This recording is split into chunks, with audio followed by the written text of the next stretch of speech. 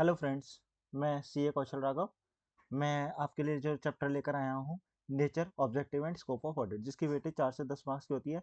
मैं ज़्यादा time waste नहीं करूँगा आपका, मैं लेकर चलता हूँ। ये मेरी वीडियो का पार्ट नंबर 2 है, जिसमें मैंने पार्ट नंबर 1 में आपको ये कंप्लीट पढ़ा दिया था, जिसमें मीनिंग एंड नेचर समझाया था मैंने आपको, और थोड़ा सा इसका टॉपिक नंबर 2 के बारे में बताया था, जिसका नेचर मतलब एक ऑडिट का रिलेशनशिप क्या होता है, कि एक ऑडिट करते टाइम उसको अकाउंट की नॉलेज होनी चाहिए, लॉ की नॉलेज होनी चाहिए, बिहेवियर साइंस की नॉलेज होनी चाहिए, स्टैटिक्स की नॉलेज होनी चाहिए, इकोनॉमिक्स की नॉलेज होनी चाहिए, फाइनेंशियल मैनेजमेंट को समझ में आना चाहिए, दैट इज कॉल्ड। ये सारे सब्जेक्ट हमारे क्या आते हैं, काम आते हैं उसके अंदर। तो जब भी during the course of audit, जब भी during the course of audit, auditor has a interact with lots of person. Auditor क्या करेगा, लॉट्स ऑफ पर्सन से इंटरेक्ट करना चाहिए, दैट इज कॉल्ड। वो लॉट्स ऑफ पर्सन से जब इंटरेक्ट करेगा तो क्या करेगा, इन्फॉर्मेशन इकट्ठी करेगा और इंक्वायरी करेगा, जिसके बेसिस पे उसको क्या होगा, इन्फॉर्मेशन मिलेगी एक ऑडिट के लिए। एंड इसीलिए उन्होंने बोला this is can only done, ये जब भी पॉसिबल हो सकता है जब उसके पास क्या होनी चाहिए, नॉलेज होगी किस चीज की, ह्यूमन बिहेवियर उसका अच्छा होगा। नेक्स्ट पॉइंट बोलता है auditor use statistical method. Auditor क्या करेगा, अपने स्टैटिस्टिकल मेथड का यूज करेगा। क्यों यूज करेगा, अपना रिपोर्ट देते टाइम उसने अपने सैंपल के बेसिस पे ड्रॉ करना है, साइंटिफिक मैनर्स के बेसिस पे उसको क्या करनी है, अपनी रिपोर्ट देनी है। It is not possible for the auditor, auditor के लिए पॉसिबल नहीं है to check each and every transaction. एक ऑडिटर तेरे लिए ट्रांजेक्शन पूरा कंप्लीट 100% चेक करना पॉसिबल नहीं है, इसीलिए वो जब भी क्या करेगा, जब भी दैट इज कॉल्ड ऑडिट करेगा, तो सैम्पलिंग बेसिस पे ही ऑडिट करता है। And so use to statistical method, इसीलिए एक ऑडिटर क्या करता है, स्टैटिस्टिकल मेथड को यूज करता है टू ड्रॉ द सैंपल और कंडक्ट ऑडिट, और उसके बेसिस पे क्या करता है, वो अपनी ऑडिट कंडक्ट करता है। नॉलेज है सब्जेक्ट लाइक इकोनॉमिक्स, एक एक ऑडिटर को इकोनॉमिक्स की भी नॉलेज होनी चाहिए। ऑडिटर को इकोनॉमिक्स की नॉलेज होगी तो वो हेल्प करेगी ओवरऑल इकोनॉमिक एनवायरनमेंट को समझने में। एक बिजनेस के एनवायरनमेंट को, जो बिजनेस ऑपरेट करेगा, उसको इकोनॉमिक्स की नॉलेज होनी चाहिए एक ऑडिटर को, दैट इज कॉल्ड ऑडिटर, जिससे अंडरस्टैंड कर सके। Financial management deal with issues such as, एक फाइनेंशियल मैनेजमेंट जब आप बैलेंस शीट वगैरह पढ़ेंगे तो आप देखेंगे फाइनेंशियल स्टेटमेंट, फाइनेंशियल मैनेजमेंट जो भी है वो किस किस इश्यूज से डील करती है, फंड का फ्लो कैसा हो रहा है, वर्किंग कैपिटल मैनेजमेंट कैसी है, रेशियो का एनालिसिस वगैरह, ये सब किया जाता है। एंड ऑडिटर इज एक्सपेक्ट, और हम ऑडिटर से ये एक्सपेक्ट करते हैं टू बी नॉलेजेबल, कि एक ऑडिटर आपको नॉलेज होनी चाहिए किसकी, फंड फ्लो की, वर्किंग कैपिटल की, रेशियो एनालिसिस की, इकोनॉमिक्स की नॉलेज होनी चाहिए। About this for applying the some of the audit procedure, जब भी आप ऑडिट प्रोसीजर अप्लाई करोगे ऑडिटर, आपको इन सब की नॉलेज होनी चाहिए। And carry out audit effectively, और अपने ऑडिट को कैरी आउट कर सको इफेक्टिवली। बिसाइड इसके दूसरी तरफ अगर मैं देखूं, तो knowledge of financial market comparison is study financial management is expect from the professional auditor, कि एक ऑडिटर, हम ये भी आपसे एक्सपेक्ट करेंगे कि जो फाइनेंशियल मार्केट है उस फाइनेंशियल मार्केट की आपको नॉलेज होनी चाहिए। ये टॉपिक नंबर 2 आपका यहाँ पर कंप्लीट हो जाता है, जो कि सिंपल, अगर सिंपल लैंग्वेज में समझो ना, सिंपल लैंग्वेज में ये है कि एक ऑडिटर, जब आप ऑडिट करोगे तो आपको अकाउंट की नॉलेज होनी चाहिए, लॉ की नॉलेज होनी चाहिए, बिहेवियर साइंस की नॉलेज होनी चाहिए, स्टैटिस्टिक्स की नॉलेज होनी चाहिए, एंड इकोनॉमिक की नॉलेज होनी चाहिए, एंड फाइनेंशियल मैनेजमेंट की नॉलेज होनी चाहिए। ये सारे सब्जेक्ट का यूज करके ही एक ऑडिटर अपनी ऑडिट करेगा, और ऑडिट सैम्पलिंग बेसिस पे करी जाएगी। 100% कोई भी कंप्लीट नहीं करता है, और जिसके बेसिस पे अपना ऑडिटर ओपिनियन फ्रेम करेगा। मैं आ जाता हूँ टॉपिक नंबर 3। टॉपिक नंबर 3 जो है ऑब्जेक्टिव ऑफ ऑडिट से रिलेटेड है। ऑब्जेक्टिव ऑफ ऑडिट होता क्या है, ऑब्जेक्टिव ऑफ ऑडिट जब आप पढ़ेंगे तो एसए 200 का रेफरेंस आएगा, एसए 200 का रेफरेंस आएगा। एसए 200 कहता क्या है, एसए 200 ये कहता है overall objective of independent auditor, मतलब जो ऑब्जेक्टिव है एक इंडिपेंडेंट ऑडिटर का, ओवरऑल ऑब्जेक्टिव है क्या, overall objective of independent auditor, and conduct an audit, conduct करना ऑडिट को किस बेसिस पे, in accordance with SA, SA के अकॉर्डिंग ऑडिट को कंडक्ट करना। ये एसए 200 का नाम है, क्या नाम है, overall objective of independent auditor. कि एक इंडिपेंडेंट ऑडिटर का ओवरऑल ऑब्जेक्टिव क्या है, overall objective of independent auditor and conduct audit in accordance with standard on auditing, that is called. ये एसए 200 का नाम आपको याद रखना पड़ेगा। इसमें आपको पढ़ना क्या है, 2 पॉइंट आते हैं इसके अंदर, 2 पॉइंट आते हैं। सबसे नंबर 1, ऑब्टेन रीजनेबल एश्योरेंस। देखो 100% एश्योरेंस तो कोई भी नहीं ले सकता, मतलब जब आप किसी काम को करोगे तो आप हमेशा और हमेशा रीजनेबल एश्योरेंस ऑब्टेन करोगे। एब्सोल्यूट एश्योरेंस तो कोई भी ऑब्टेन नहीं करता, 100% तो चेकिंग करना ही पॉसिबल नहीं होता एक ऑर्गेनाइजेशन की। जब आप ऑडिट करेंगे तो आप भी देखेंगे जो भी ऑडिटर होता है वो हमेशा और हमेशा रीजनेबल एश्योरेंस ऑब्टेन करता है।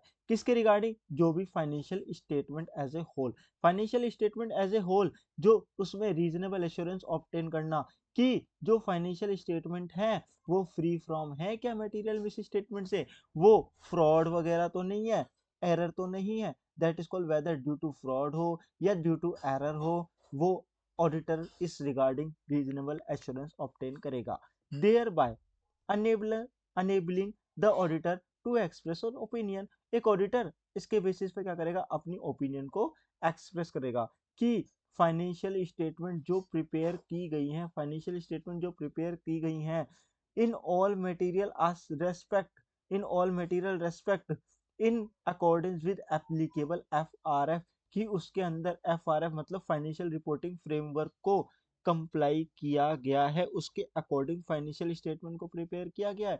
यही एक रीजनेबल एश्योरेंस लेने का ऑब्जेक्टिव होता है एक ऑडिटर का। तो सिंपल लैंग्वेज में अगर बात करो, SA 200 overall objective of independent auditor and conduct audit in accordance with SA, number 1 point क्या आता है? रीजनेबल एश्योरेंस ऑब्टेन करना, रीजनेबल एश्योरेंस ऑब्टेन करना, ठीक है। रीजनेबल एश्योरेंस ऑब्टेन करना नंबर 1 ऑब्जेक्टिव है। नंबर 2 ऑब्जेक्टिव है टू रिपोर्ट, क्या करना? रिपोर्ट करना। रिपोर्ट करना किस पे?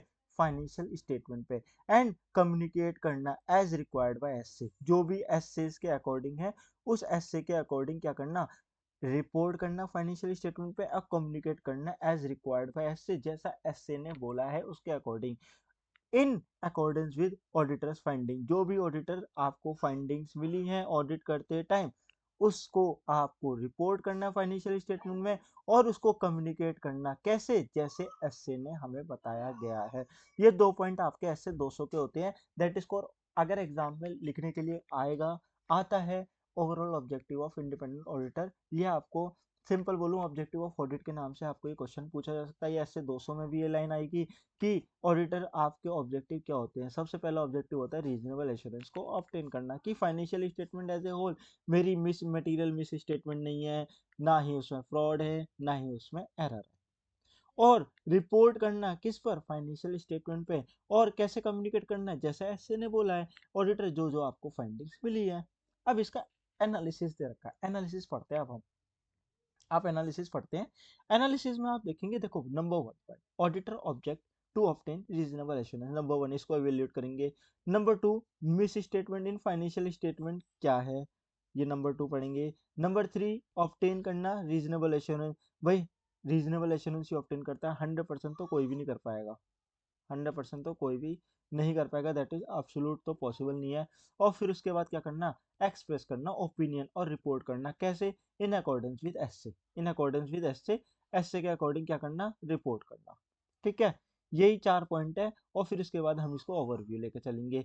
आप देखेंगे ना आईसीआई का मटेरियल सेम टू सेम कैसे निकालेंगे आप? देखेंगे आईसीआई की जब साइट पे जाएंगे, आईसीआई ऑडिट स्टडी मटेरियल, तो आईसीआई का जब ऑडिट स्टडी मटेरियल आप देखेंगे ना, तो सिंपल मैं बोलूँ, यहाँ पर इंटरमीडिएट को पोर्शन पे जाएंगे, इंग्लिश मीडियम पे क्लिक करेंगे।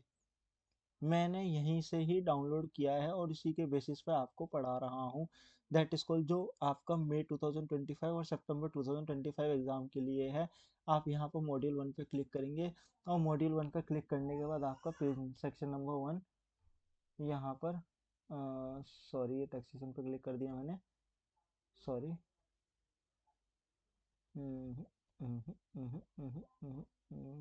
sorry by mistake, I am clicking on taxation, that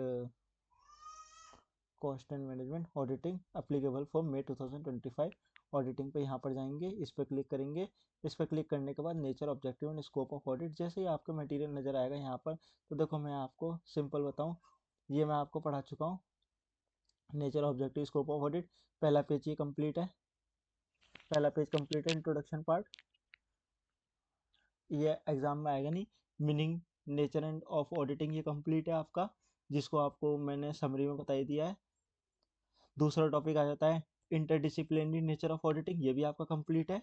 इसको मैंने यहाँ पर कि एक ऑडिट करते टाइम एक ऑडिटर को अकाउंटिंग की, लॉ की, इकोनॉमिक्स की, बिहेवियरल एस्पेक्ट, बिहेवियर साइंस होना चाहिए, स्टैटिक्स की नॉलेज होनी चाहिए, डाटा प्रोसेसिंग की, फाइनेंशियल मैनेजमेंट की, प्रोडक्शन की, अकाउंटिंग की, इन सब की नॉलेज होनी चाहिए, जब ये एक ऑडिटर ऑडिट कर पाएगा। फिर उसके बाद नेक्स्ट टॉपिक मैंने आपको पढ़ाया ऑब्जेक्टिव ऑफ ऑडिट।